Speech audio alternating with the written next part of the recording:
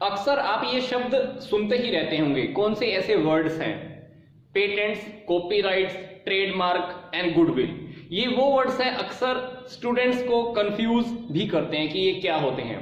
तो आइए दोस्तों, मैं गौरव मिगलानी आज आपके सामने पेटेंट्स, ट्रेडमार्क, कॉपीराइट और गुडविल का टॉपिक लेकर आया हूं। तो आज हम थोड़ा सा इसको अच्छे से जान लेते हैं कि सबसे पहले हम जानते हैं कि पेटेंट क्या होता है। सिंपल सी बात है कि किसी के दिमाग में भी आइडिया आ सकता है, पर बात यह आती है कि जो अपने आइडिया को रजिस्टर्ड करा लेता है, पर वो आइडिया यूनिक होना चाहिए। कोई ऐसा आइडिया नहीं जो पहले से किसी ने रजिस्ट्रेशन ऑलरेडी करवा रखा हो।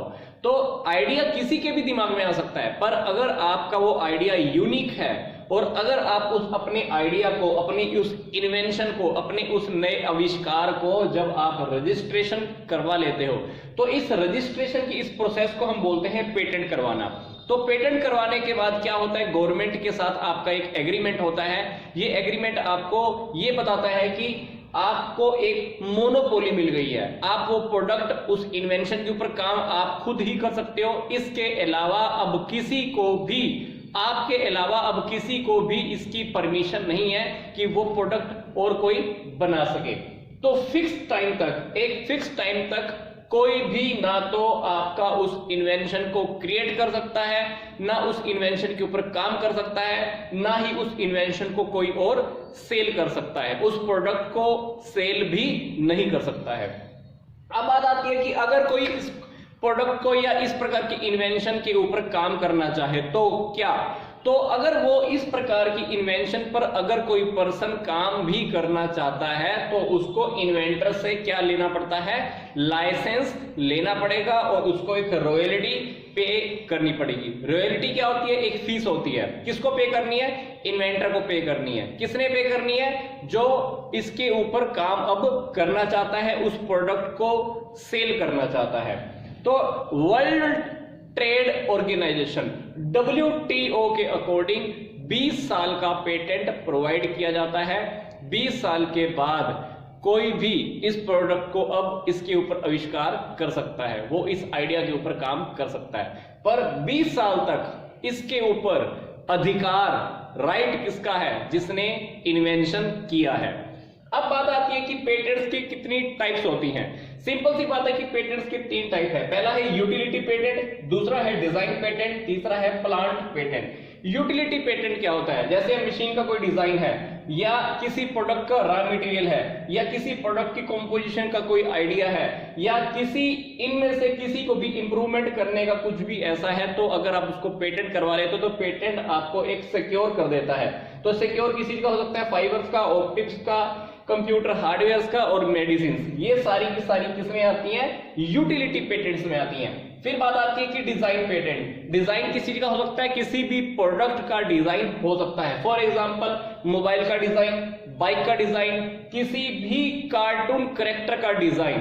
तो ये हुआ डिजाइन पेटेंट। फिर तीसरा है प्लांट पेटेंट। मान लो आपने कोई नई टेक्नोलॉजी के साथ कोई नई टेक्नोलॉजी लगाई और उस टेक्नोलॉजी के साथ आप किसी प्लांट को डिफरेंट तरीके से बना सकते हो, उगा सकते हो। That is the plant patent. इसमें एक डिफरेंट टाइप की वेराइटी, डिफरेंट टाइप की टेक्नोलॉजी के साथ एक नई वेराइटी पैदा कर सकते हो। That is the plant patent. जैसे हाइब्रिड रोज आता है, हाइब्रिड गुलाब आता है।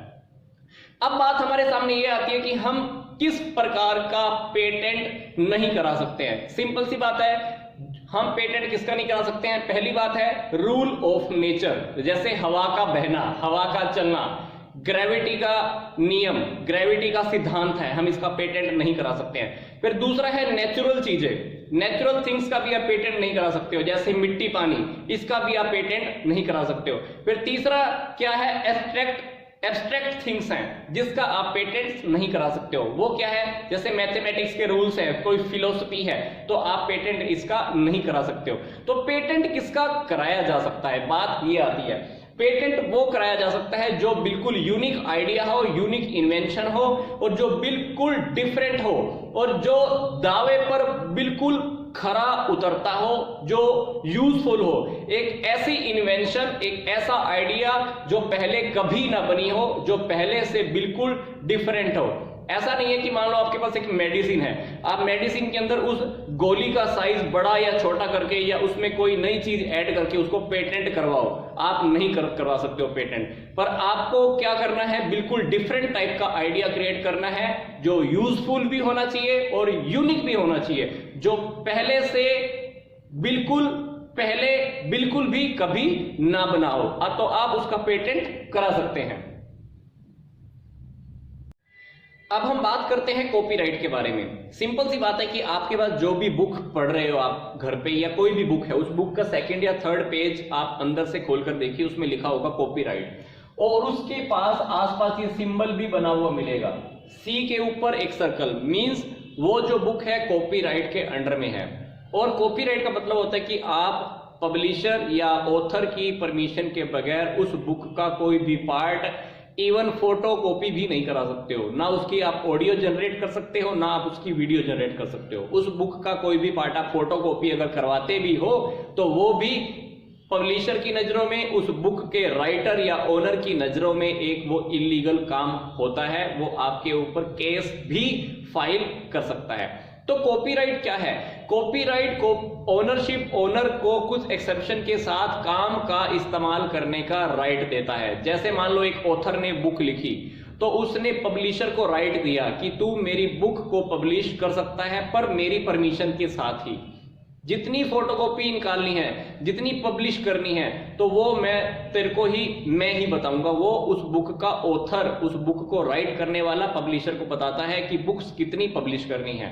तो हम किस चीज का कॉपीराइट करा सकते हैं? जो चीज क्लियर रूप में एक्सप्रेस की जाती है, उसकी प्रोटेक्शन के लिए, उसको प्रोटेक्ट करने के लिए कॉपीराइट कराया जा सकता है। ओनर अगर चाहे तो इस कॉपीराइट को किसी को ट्रांसफर भी कर सकता है, किसी को चाहे तो सेल भी कर सकता है। जैसे मान लो एक फिल्म का रीमेक बनाना होता है, तो फिल्म का रीमेक बनाने के टाइम पर जो पहले जिसने फिल्म बनाई थे उसकी डायरेक्टर से हमको परमिशन लेनी पड़ती है, उसको हो सकता है कि हमको फीस भी पे करनी पड़ती है, या कोई धुन हमको पसंद है, कोई गाना हमको पसंद है, तो उसके अंदर हमको अभी अपना कुछ नया एड ऑन करना है, तो उससे पहले हमको उससे वो राइट हमको उससे परचेज करना पड़ता है। अब बात आती है कि कॉपीराइट क्या है। सिंपल सी बात, कॉपीराइट एक एसेट है, एक इंटेलेक्चुअल प्रॉपर्टी है, जैसे हमने पेटेंट के बारे में पढ़ा था। पेटेंट के अंदर हमने देखा कि पेटेंट कितने साल के लिए होता है? 20 साल के लिए होता है। अब कॉपीराइट ओनर की पूरी लाइफ टाइम के लिए रहता है, जब तक ओनर जिंदा रहता है तब तक उसका उसी के ऊपर राइट रहता है, प्लस उसकी मरने के बाद भी 70 साल तक कॉपीराइट के ऊपर उसी का हक रहता है, या कह लीजिए कि उसकी फैमिली का हक रहता है। 70 साल के बाद वो चीज पब्लिक हो जाती है, अब वो कोई भी उसका यूज कर सकता है। तो इंडिया में ये कॉपीराइट एक्ट किसके अंडर में कवर होता है? कॉपीराइट एक्ट 1957 के अंडर में हम कवर करते हैं। आप किस किस चीज का कॉपीराइट करवा सकते हैं? फिल्म्स का, ऑडियो वीडियो, टीवी शोज का, म्यूजिक का, वीडियो रिकॉर्डिंग का, writing assignment, novels, books, painting, poster, advertisement, drama, video games and computer software, आप इन सभी का कॉपीराइट करवा सकते हैं। तो कॉपीराइट सिंपल सी क्या बात हुई? कॉपीराइट ओनरशिप ओनर को कुछ एक्सेप्शन के साथ काम का इस्तेमाल करने का राइट देता है, एक प्रोटेक्शन प्रदान करता है, जिससे आपका बनाया हुआ वो प्रोडक्ट और कोई कॉपी ना करे। अगर कॉपी करता भी है तो आप उसके ऊपर केस भी फाइल कर सकते हैं। अब हम बात करते हैं कि ट्रेडमार्क क्या होता है। ट्रेडमार्क का पहले बात करें तो सिंबल क्या होता है? जहां पे TM और सर्कल लगा होता है, मींस वो प्रोडक्ट ट्रेडमार्क के अंडर में है। तो ट्रेडमार्क क्या होता है? ट्रेडमार्क किसी भी नेम की फॉर्म में हो सकता है, सेंटेंस की फॉर्म में हो सकता है, लोगो की फॉर्म में हो सकता है, स्पेशल कोई मार्क हो सकता है, डिजाइन की फॉर्म में हो सकता है, या एक फोटो की फॉर्म में भी ट्रेडमार्क हो सकता है। ट्रेडमार्क का फायदा क्या होता है? हमारी कंपनी का प्रोडक्ट दूसरी कंपनी से थोड़ा अलग पहचान रखता है, लोग उसको पहचान सकते हैं। अल्टीमेटली ट्रेडमार्क मार्केटिंग के अंदर हेल्प करता है। ट्रेडमार्क एक ब्रांड का नेम भी हो सकता है जो हमारी अलग पहचान पैदा कर सकता है।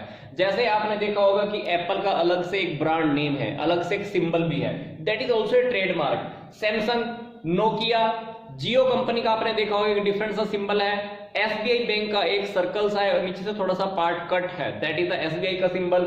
इसी प्रकार से आपने एयरटेल कंपनी का भी एक अलग से सिंबल जो बना हुआ देखा होगा, तो वो सारे के सारे ट्रेडमार्क के अंडर में ही आते हैं। तो ट्रेडमार्क का जो रजिस्ट्रेशन होता है वो कब तक वैलिड रहता है? जब तक बिजनेस चलता रहता है। जबकि पेटेंट का मैंने आपको बताया था कि पेटेंट का रजिस्ट्रेशन सिर्फ 20 साल तक ही वैलिड रहता है। तो ट्रेडमार्क का फायदा क्या होता है? जब हम खुद भी ऐसे कस्टमर मार्केट में जाते हैं तो कभी कभी हम उस प्रोडक्ट के ऊपर उसके लगे हुए लोगो या सेंटेंस या उस नेम की वजह से ही उस प्रोडक्ट को हम खरीद लेते हैं। तो अल्टीमेटली ट्रेडमार्क क्या हेल्प करता है? मार्केटिंग में काम करता है, मार्केटिंग में बेनिफिट देता है और दूसरे प्रोडक्ट से हमारे इस प्रोडक्ट को थोड़ा अलग करता है।